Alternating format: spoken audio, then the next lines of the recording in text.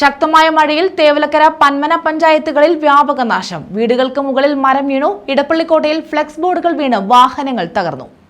ശക്തമായ കാറ്റിലും മഴയിലും തേവലക്കര പന്മന ഭാഗങ്ങളിൽ വ്യാപകമായ നാശനഷ്ടമാണുണ്ടായത്.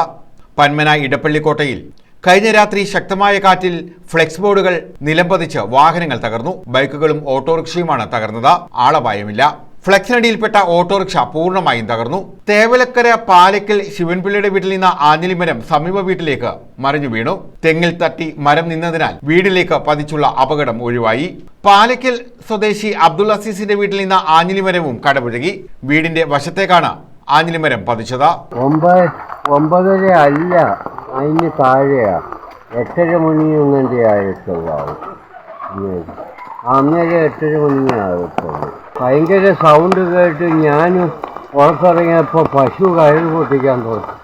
അപ്പോൾ ലൈറ്റ് അടിച്ച് നോക്കിയപ്പോഴാണ് ഒരു മരം വരുന്നതായിട്ട് കണ്ടു. നെഞ്ചങ്ങ് പൊട്ടിപ്പോയി. മാടത്തിൻ്റെ പുറത്ത് വീഴുവോ പശു പുറത്ത്. ഭാഗ്യത്തിന് മാടത്തിൻ്റെ പുറത്ത് വീണില്ല.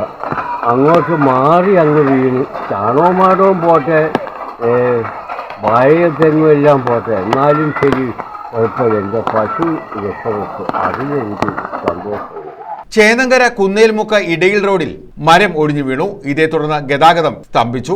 തേവലക്കരയിൽ നിരവധി വീടുകളുടെ മുകളിലേക്ക് മരം വീണിട്ടുണ്ട്. ഫലവൃക്ഷങ്ങൾ ഉൾപ്പെടെ ഒടിഞ്ഞു വീണു. ചിലയിടങ്ങളിൽ വൈദ്യുതി കമ്പികൾക്ക് മുകളിലേക്കും മരം വീണിട്ടുണ്ട്. ഇതേ തുടർന്ന് വൈദ്യുതി ബന്ധവും മിക്കയിടങ്ങളിലും താറുമാറായി. ഡോക്ടർ സുജിത്ത് വിജയൻപിള്ള MLA ഉൾപ്പെടെ അപകട സ്ഥലങ്ങൾ സന്ദർശിച്ചു. News bureau, Chavara.